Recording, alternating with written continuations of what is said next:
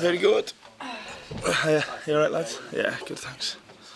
Morning press conference, eh? I think it's a first for me, this. Is it? Well, this early.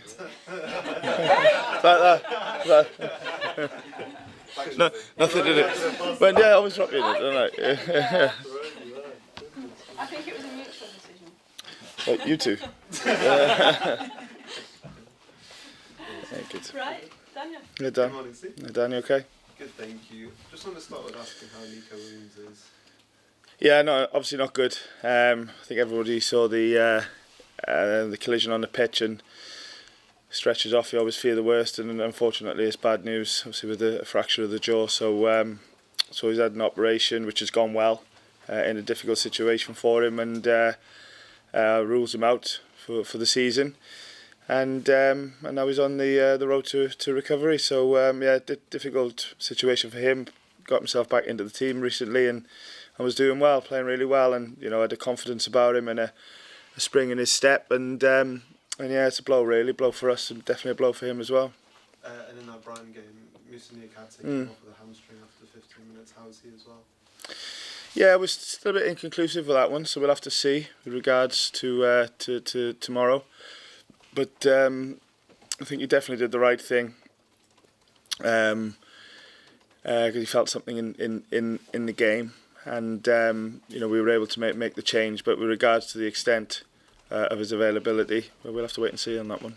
With Moussa and Neco, as well as all the other injuries got recently, it must be really frustrating, especially after such a big win, that you're not able to maintain the consistency. Well, it is, but there's no point in focusing on it too much. We want the boys with injuries to be healthy as quick as possible, of course, and particularly with the last couple with Scott and Neco that have been contact injuries and then fractures.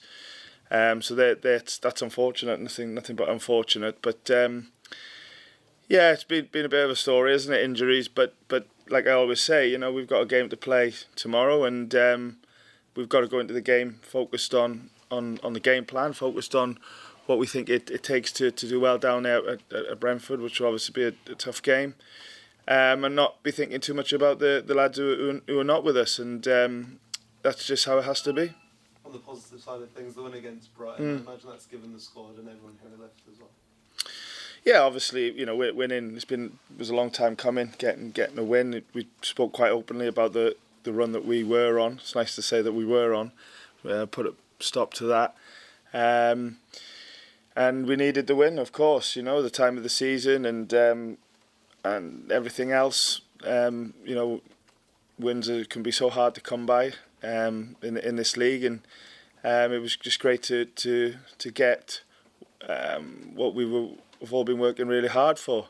But it's gone now. Obviously, we take the points and accept them gladly, but we really now got to focus. So it was always going to be a tough week physically with the 3 games, and particularly this sort of Wednesday, Saturday, and travelling. But we're motivated to go down to Brentford now, and hopefully try and take any positivity from Wednesday night into the game, because once again we're going to need absolutely everything to go right to get the result that we want. And looking at that Brentford game away as well, is it taking aspects of the Brighton and the Liverpool game at Anfield into that game too? Well, you're always looking to build on good things, and momentum's only momentum if you keep good things going.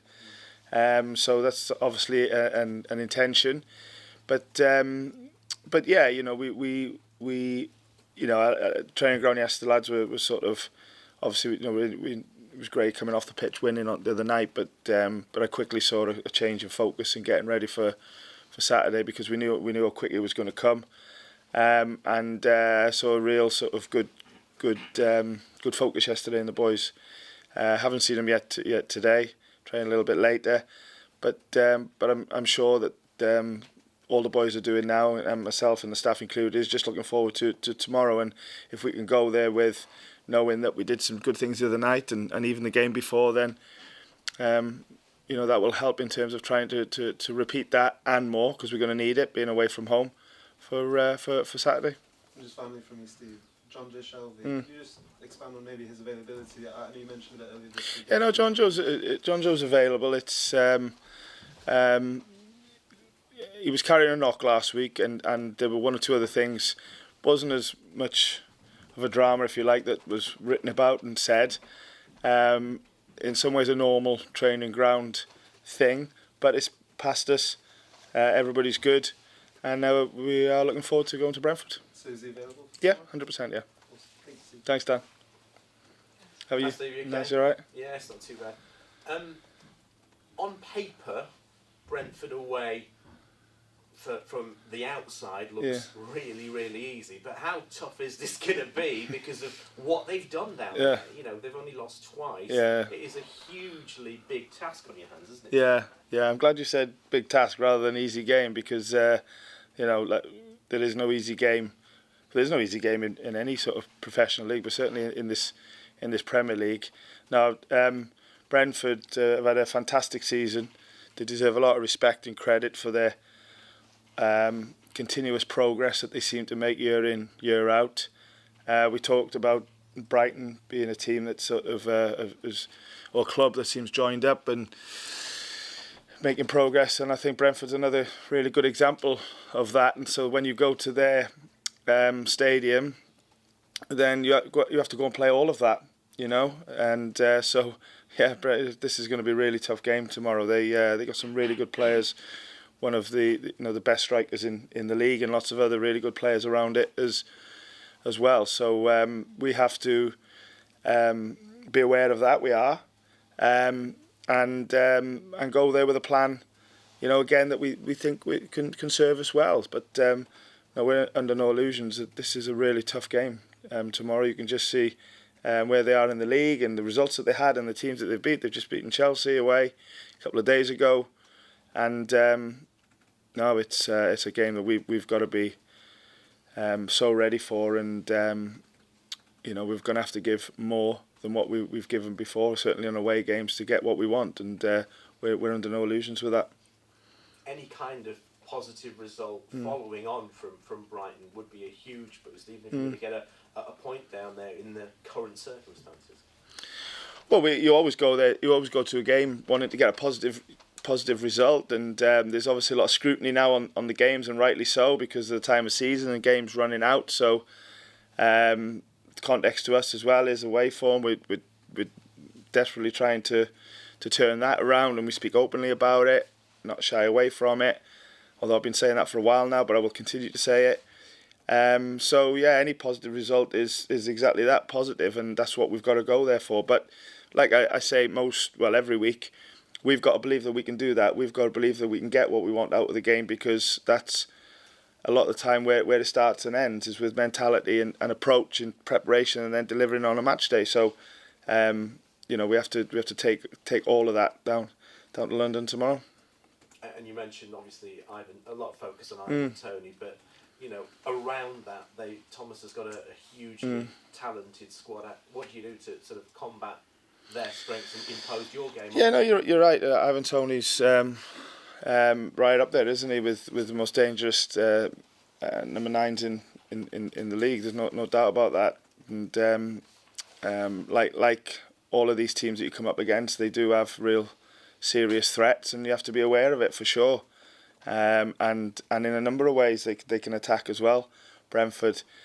But we're aware of it, and obviously it's one thing being aware and another thing dealing with it. But we've also got to go there with the confidence of what we can bring to the game as well. And that's when I think about any games that we've done well in, obviously where you get the results are the main ones, but even sometimes where we've had performances that we've liked as well, it's largely been on what we've brought to the game, and that has to remain to be, you know, a big intention for us.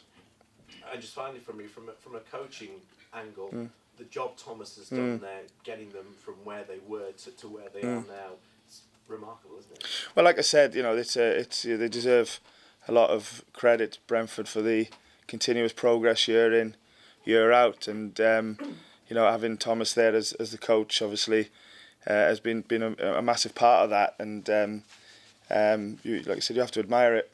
And that's why tomorrow's going to be really tough. So yeah, you know, like I said, Brentford have made a lot of progress. We respect that, but our focus has got to be on ourselves and looking at what we can do tomorrow. Thanks. Natalie.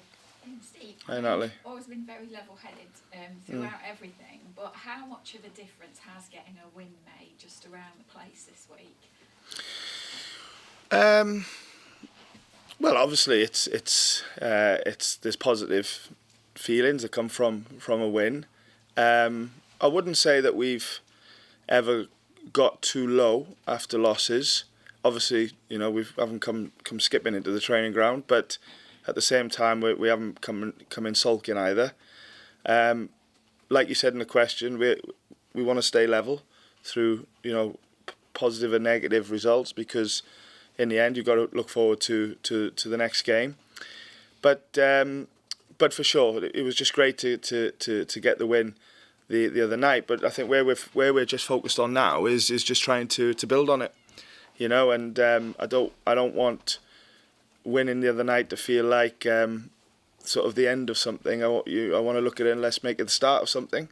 And that's, if we can take that into tomorrow, then I think that's a better sort of mindset and focus, rather than thinking, okay, we had a winless run.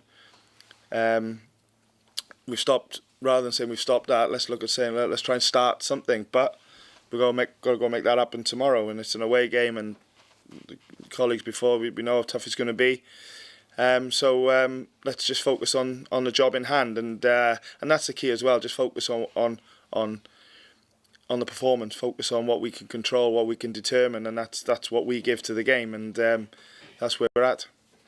With the injuries and, you know, the changes and everything that's going on, is it difficult? It must have been very difficult for you every week when you've got a big game like this as well to get prepared and, you know, pick the team. It definitely hasn't been straightforward, but coaching is always a challenge, and there's your ideals of what you'd like, and there's always the things that get in the way of that, and sometimes it's injuries, sometimes it's suspension, sometimes it can be something you see on the training ground, opponents, etc., etc. So there's always obstacles in the way of getting ready for the next game, and that's just coaching, really. That's just coaching, is trying to look at everything for what it is in the present, and come up with a plan within the way that you believe you should work to get ready for the next game. So yeah, we know that injuries are quite an obvious thing, an easy thing to mention and talk about because of how many we've had, but it's just not something I want to think about too much. Obviously, when I see someone get injured, I'm desperate for them to return, and Moussa walks off the other day, and the first thing you're thinking after the game is, I wonder how long he's going to be out for, if at all, and you want boys back available. But once you get into the preparation of the next game, it's just on the guys who can play, knowing that the guys who can't are well looked after, and concentrate on the game. So yeah, no excuses on injuries, there never will be. Just get on with it, get to work. The performance at Liverpool and the win at Brighton, how much confidence has that given you and perhaps the team that you can stay up? Well, we'll see. And you know, it's always about the next game, and confidence is easier to build after positive things, results and performances, whether that's as a team or individual. Things like, you know, strikers scoring goals or goalkeepers making saves or keeping clean sheets, which we haven't managed to do, but they're positive things, are the sort of things that sort of build confidence. So we hope that that's the case going into tomorrow. But as always, don't take anything for granted, and go and make it happen. And like I've already spoke to the players about it yesterday, they said the same. You know, and I've said this before. Every time we've come off a pitch, having got a result that we've been happy with, you know, we've had to give everything. You know, so tomorrow is about not just giving everything; it's giving that and more. You know, to get what we want, and you know, because of that, 100% focus. I wonder if at the start of the season people have said with 5 games to go, you'd have been out of the relegation zone as a newly promoted team.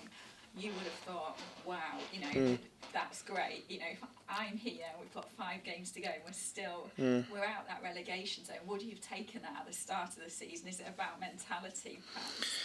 Whether we would have taken it or not, I don't know. But this is the situation we're in, and it's an exciting time, although it can be seen as a tense time as well.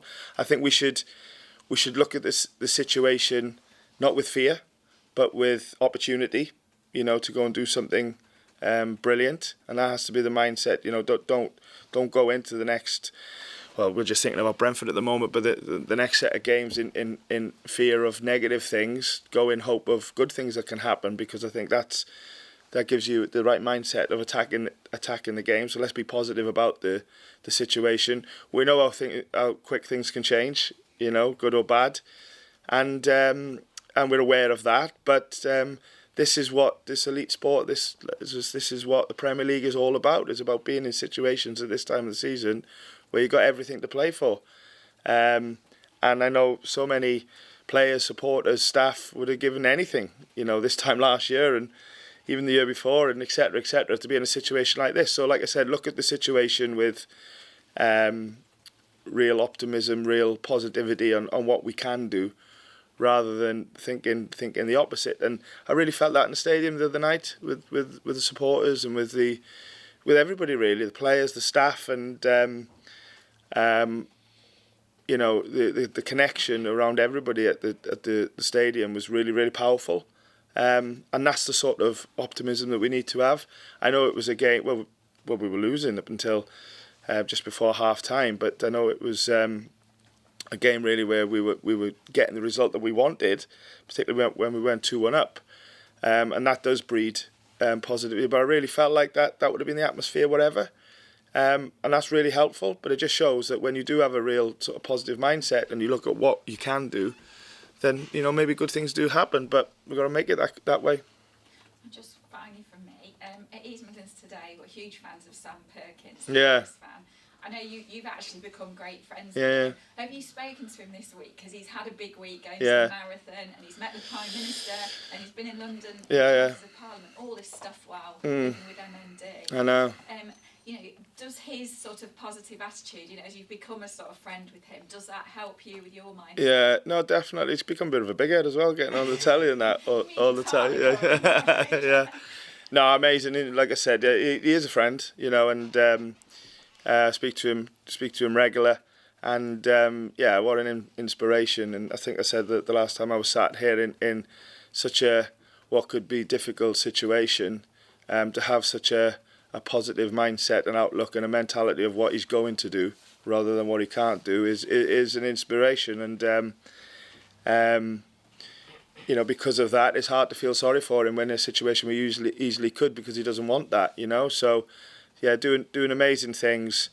I think it's great that he's getting the recognition, particularly off the likes of you guys and the support locally that you give him as well. Let's not forget what he is doing is raising a load of money for charity, and that's not easy, and he's doing it in not an easy way either.